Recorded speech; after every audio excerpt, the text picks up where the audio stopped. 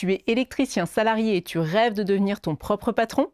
J'ai une bonne nouvelle pour toi. Tu crées ton activité d'électricien et France Travail te donne de l'argent. Qui dit mieux? Je vais te montrer comment décrocher tes indemnités, comment elles sont calculées et surtout comment éviter que tes finances ne disjonctent.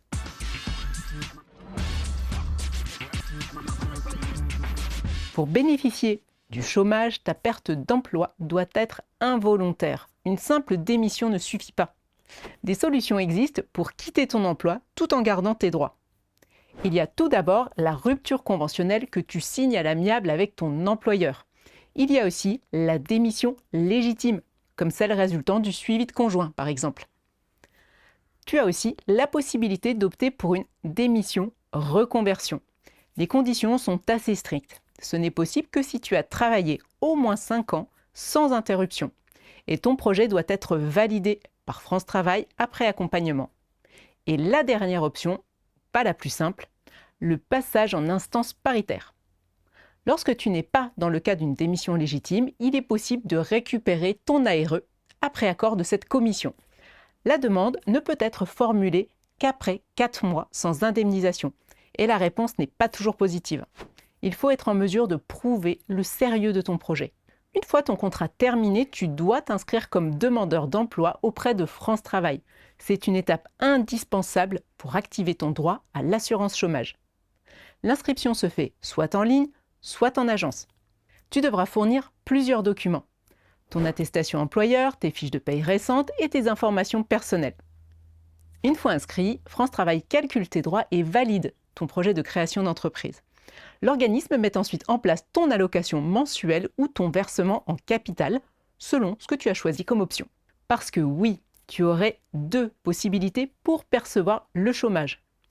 Tout d'abord, recevoir chaque mois l'aide au retour à l'emploi, ou l'ARE, pour assurer un revenu de base pendant la création de ton entreprise. Mais tu peux aussi choisir l'ARS, qui transforme une partie de tes droits en capital pour financer le démarrage de ta société d'électricien. Pas d'inquiétude, je te donne toutes les clés pour faire le bon choix ensuite. Maintenant, voyons comment est calculée ton indemnité journalière. France Travail commence par déterminer ton salaire journalier de référence. Pour ça, on additionne tes salaires bruts des 24 derniers mois, puis on les divise par le nombre de jours sur la période. Ensuite, ton allocation est calculée de 2 manières différentes. La première, c'est 40,4% de ton salaire journalier de référence, plus une partie fixe de 13,18 € par jour. Ou la deuxième, c'est 57% de ton salaire journalier de référence. Le montant le plus élevé des 2 calculs est retenu. L'objectif de ce double calcul est de tenir compte de ton niveau de rémunération, mais aussi de te garantir l'allocation la plus avantageuse. Ce montant est toutefois encadré par un plancher et un plafond. Prenons un exemple. Tu es salarié depuis 4 ans avec un salaire brut moyen de 2 000 € par mois. Cela correspond à un salaire annuel brut de 24 000 €. Ton salaire journalier de référence est alors de 65,75 € par jour. Avec la première méthode, tu obtiens 39,75 € par jour. Avec la seconde, on est à 37,48 € par jour. Donc, l'allocation journalière finale retenue est de 39,75 €, soit environ 1 193 € brut par mois pour 30 jours. Cela représente environ 1 130 € net par mois, à comparer aux 1 500 € net que tu percevais précédemment. La décote est douloureuse, mais rassure-toi, je te donne quelques astuces pour améliorer tes revenus en toute légalité un peu plus tard. Jusqu'ici, nous n'avons pas encore abordé les règles spécifiques aux créateurs. Les principes que je viens d'énoncer s'appliquent à tous les demandeurs d'emploi indemnisés.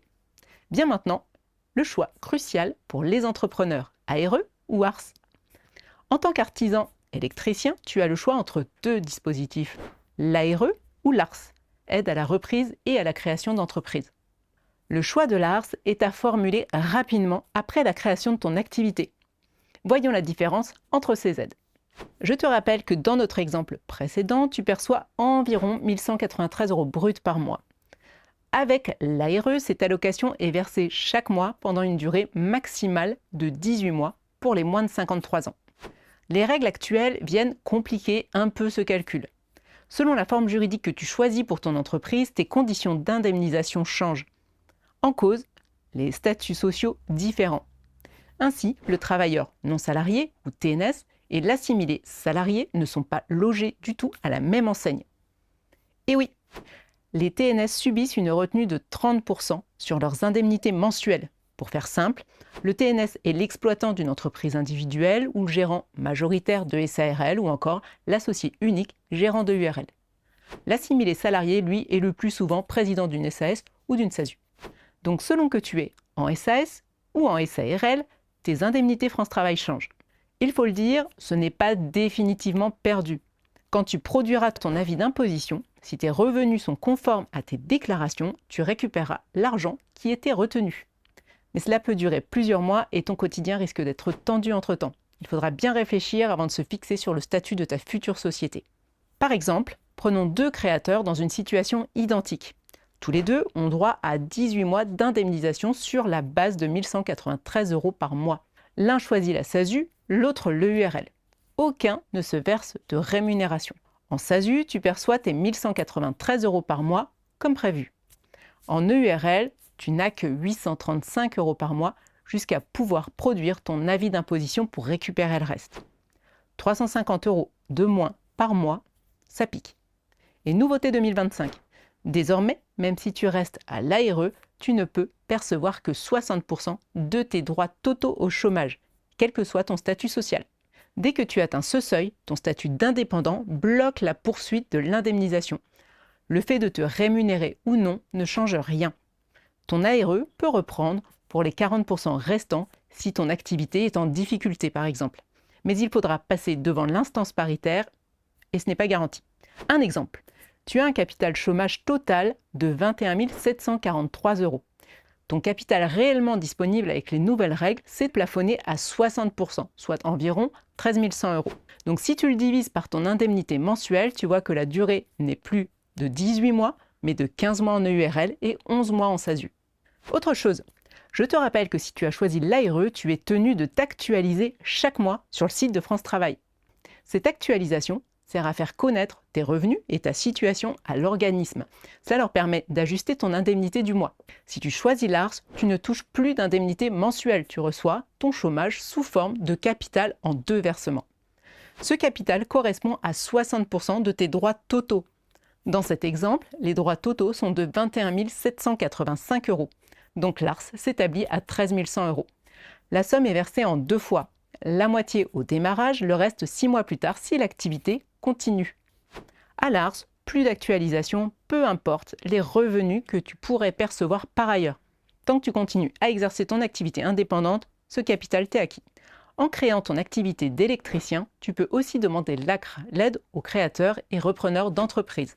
Elle te permet une exonération partielle de cotisations sociales pendant la première année. Et c'est un vrai coup de pouce pour ta trésor au démarrage. Attention, au-delà d'un certain plafond, impasse, c'est perdu. En EURL, même sans te rémunérer, tu profites de l'ACRE car elle s'applique aux cotisations sociales minimales. En SASU, sans salaire, pas de cotisation sociale, donc pas d'exonération. Et tu ne peux pas reporter ce droit à plus tard. Parfois, il peut être intéressant de te rémunérer un peu pendant les 12 premiers mois. Tout d'abord, pour profiter de tes exonérations ACRE, ensuite, pour créer des charges et réduire ton bénéfice, donc ton IS, mais aussi pour prolonger ton indemnisation chômage. En contrepartie, ton ARE est réduite du montant de tes salaires. Si tu as choisi l'ARS, avantage, aucune incidence. Tu peux te verser un salaire et profiter des exonérations sans risque. Avant de choisir, prends le temps de bien évaluer tes besoins. Si tu démarres doucement, l'ARE te garantit un revenu régulier et ajustable selon tes revenus réels. Si tu as besoin de cash pour acheter de l'outillage et du mobilier, l'ARS peut être plus adapté. 60% de tes droits en capital en 2 fois. Mais il est probable que ça ne suffise pas à financer tout le matériel nécessaire à ton entreprise d'électricité. Pense aussi au financement bancaire. L'ARS a un avantage. Si tu te rémunères, tu ne perds rien sur le capital perçu. Si tu rachètes un fonds existant, tu connais tes chiffres, donc le potentiel de rémunération, et tu peux mieux décider. Pense aussi à la portabilité de ta mutuelle et de ta prévoyance. À l'ARE, tu gardes gratuitement la mutuelle santé et la prévoyance de ton ancien employeur pendant 12 mois au maximum et sous condition. Avec l'ARS, tu perds ce droit et sans rémunération, pas de trimestre validé pour la retraite. Une fois ton choix fait, impossible de revenir en arrière, alors mieux vaut être bien conseillé. Pour ouvrir ta société d'électricité tout en touchant tes allocations, ton statut est stratégique. Si tu prends l'ARS, cela a peu d'impact. À l'ARE, c'est décisif. Tu pourrais aussi songer à la micro-entreprise. C'est le choix que font certains artisans lorsqu'ils se lancent. Mais attention, avec l'ARE, cela peut être une très mauvaise idée. Car si ton activité génère du chiffre d'affaires, même si tu réalises peu de marge et peu de bénéfices, tu y laisseras une partie de tes allocations. Et cela peut vite te mettre dans l'embarras. Pour l'entreprise individuelle, EI, à l'IR, sache que le cumul avec l'ARE est compliqué car le calcul de tes droits est lié à ton bénéfice. Si ton bénéfice est élevé, tu risques de rembourser une partie du chômage perçu. Et en tant que TNS, tu subis aussi une retenue de 30% sur ton ARE et peu importe ce que tu prélèves réellement. En SASU, tant que tu ne te verses pas de salaire, tes allocations restent pleines, mais plafonnées à 60% du capital total. Pratique pour piloter ta rémunération plus tard. En EURL, tu es TNS, donc on applique une retenue de 30% et il existe également le plafonnement global à 60%. En résumé, pour limiter l'impact sur ton chômage, la SASU est souvent le meilleur choix pour piloter tes revenus. Pas de panique, tu peux commencer en SASU et transformer en EURL une fois ton chômage épuisé pour optimiser tes charges sociales.